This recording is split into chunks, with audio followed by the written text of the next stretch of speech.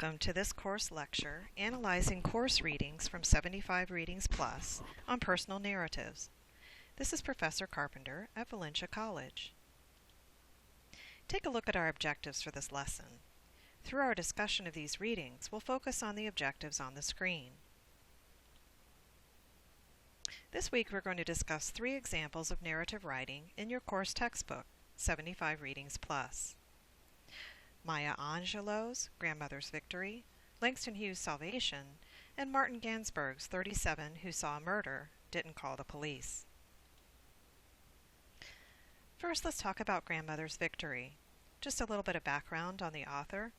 Maya Angelou was born in 1928. She's known as a poet, a novelist, an educator, a producer, an activist, and a civil rights activist. Her famous novel, I Know Why the Caged Bird Sings, was published to international acclaim in 1970, an enormous popular success. She's won numerous awards, including the ones listed here. And just a little bit of background on this essay. Maya grew up and went through difficult, painful experiences in the state of Arkansas, where her family store was. And in this essay, which is a personal narrative, Angelou talks about her childhood experience and the time she spent with her grandmother. And we talked about when you select a personal narrative or you select a significant experience, it should have an impact on your life. And you can definitely tell with this essay that this event and how her grandmother handled it really had an impact on Maya's life.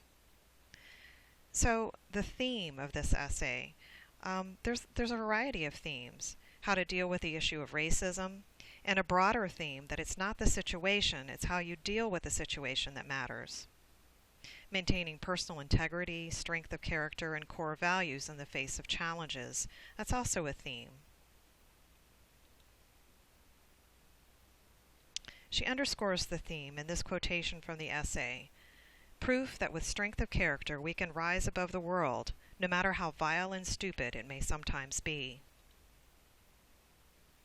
We discussed in our last lesson some of the characteristics of a personal narrative, including the use of descriptive details to show, not tell an event. Take a look at how Maya uses descriptive details to create this obviously unflattering picture of po white trash children. She describes them this way. They have greasy, uncollared hair which hung down, uncombed with a grim finality.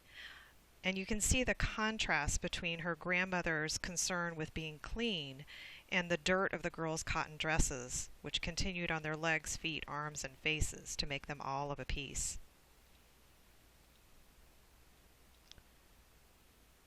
You can also see the contrast between 10-year-old Maya's response to the mockery of the children and her grandmother's response. While 10-year-old Maya's response to the white children's taunting and mockery was rage, indignation, humiliation, and helplessness, her grandmother's response was calm dignity. She maintained calling them by their Christian names, she hummed hymns at the time, and she kept her cool. So this narration reinforms the theme of what she learned. Once the girls leave, young Maya realizes that her grandmother has achieved something. And the quotation in the essay is, something had happened out there which I couldn't completely understand. Whatever the contest had been out front, I knew Mama had won. And she also claimed that her 10-year-old self could not fully understand what had happened, though she did understand that there had been a contest of wills and that her grandmother had won it. So you see how the selection of this event and her writing of this personal narrative, you can see how this experience impacted Maya's life. Something else I'd like to look at, and one of the strategies of creating a personal narrative, is the use of dialogue. So let's look at how Maya uses dialogue in this essay and some of the rules we should apply to our own writing. So you can see this is an excerpt. This is the dialogue between when the po white children are making fun of the grandmother. Nah, Helen, you ain't standing like her. This here's it. And you can notice how the direct dialogue is in quotation marks and the period is within the quotation marks. Another laughed, comma, quotation mark. Nah, you can't do it. Your mouth ain't pooched out enough. It's like this, with a period inside the quotation marks. So this is called direct dialogue, which is using the character's exact words, and in this case, quotation marks are used. So that's rule number one, use quotation marks to indicate the words that are spoken by the characters. Rule number two is to always begin a new paragraph when the speaker changes. So here you can see another laughed means that there's another speaker speaking here. Rule number three, make sure the reader knows who is doing the talking, and use correct punctuation marks and capitalization. So note how the quotation marks are outside the end punctuation of the quote. The period is within the quotation marks. So let's look next at Langston Hughes' Salvation, and just a little bit of background on this story.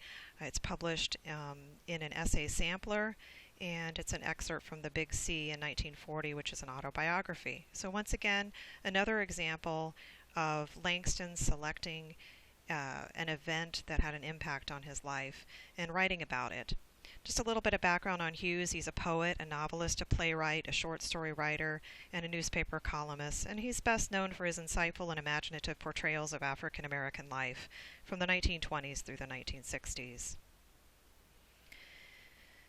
And just a little bit of background about this particular essay. The first sentence of the Salvation really sets up the theme. I was saved from sin when I was going on 13.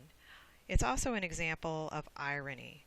So look at these options here, and after reading the essay, how might we reinterpret this opening sentence? A, as it turns out, Hughes was actually only 10 years old when he was saved from sin. You think that's the irony?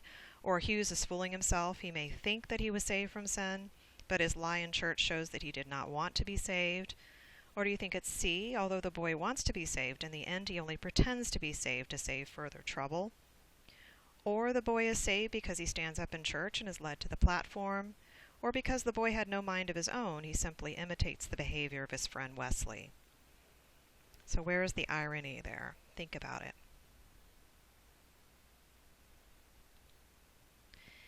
The irony here is that although the boy wants to be saved, in the end he only pretends to be saved to save further trouble. So another question to think about. At the end of the essay, why was Langston crying?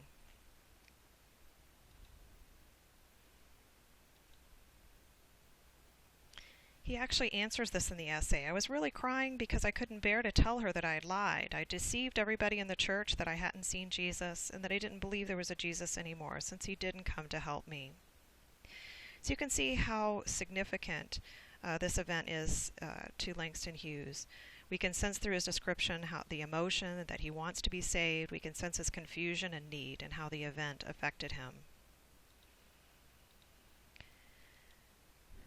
And finally, let's look at Martin Gansberg's 37 who saw murder and didn't call the police.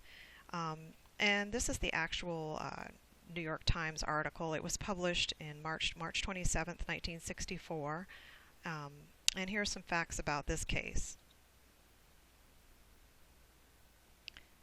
Kitty Genevieve's murder gained instant notoriety and worldwide attention back in March of 1964 when the New York Times printed an article on its front page.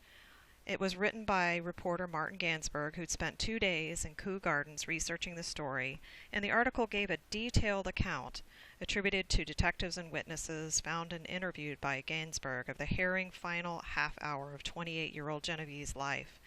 And these are some of the actual facts about the case. She was walking home from work. She was stabbed twice in the back. They heard her screams, which said, "Oh my God, he stabbed me, help me." Her cry was heard by neighbors. He chased her down again, and as she lay dying, he raped and stole $49 from her, and that he was caught and sentenced to death in 1964. And the main theme that really stuck out in this and is a source of study by psychologists was the line, "I didn't want to get involved." And that's what the neighbors were telling the police. You know, why didn't you help? Why didn't you call for help or help her? There was extensive research and actually a follow-up article about this event in the New York Times 50 years after it happened by Catherine Pellonario, March 2nd, 2014. So she actually did 7 years of research. And she states that as the author of a new book on the killing, I want people to know that though some of the details of the initial story may have been incorrect, the fundamental narrative holds up to scrutiny. Genevieve's neighbors failed her, and that likely cost her her life. So her research shows that even though Gansberg said there were 3 attacks, there were actually 2. His headline says there were 38 people. There were actually 62 people that admitted to hearing Kitty's screams. And her conclusion was that the witnesses weren't chronically hard-hearted. They were normal people hobbled by a mix of fear, self-interest, and apathy, and that we should learn from the story. So one of the themes here and things that you can think about is, do we have a universal obligation to become involved? And there's actually some psychological research that this article or this event and a number of other articles brought to mind: the diffusion of responsibility and the bystander effect. And psychologists have found that contrary to common expectations, the larger number of bystanders actually decreases the likelihood that someone will step forward and help a victim. And the reasons include the fact that onlookers see that others are not helping either, and that onlookers believe others will know how to better help, and that onlookers feel uncertain about helping while others are watching. And there's some research, there's some other research that's been done on this. And believe it or not, some people say, well, maybe this is an isolated case, it happened again. According to the New York Times, in an article dated December 1974, 10 years after the murder, another woman, Sandra Zoller, was beaten to death that overlooked the site of the Genovese attack. And the neighbors again said they heard screams and fierce struggles, but they did nothing. So in the discussion forum, I'd like you to think about and respond to this prompt, which says, how responsible are we for helping others in need? And also think about different scenarios. If there was a homeless person seriously injured and calling for help in a vacant lot, what could you do? What would you do? What should you do? And what accounts for the difference? And would it make a difference if the person seriously injured was a small child, a baby in a car, a man beating up a woman, 2 students fighting each other in a parking lot? So does it depend on the circumstances? And what if you recognize the voice of the person? What if that voice was your mom's or your little sister's or your father's or your brother's? And something to think about is, if the answer is yes, of course that would matter. Why are ours more valuable or more important? And we need to grow our universe of obligation. So thank you for listening to this discussion and lecture on readings. I hope you enjoy them, and I look forward to reading your assignments. Thank you.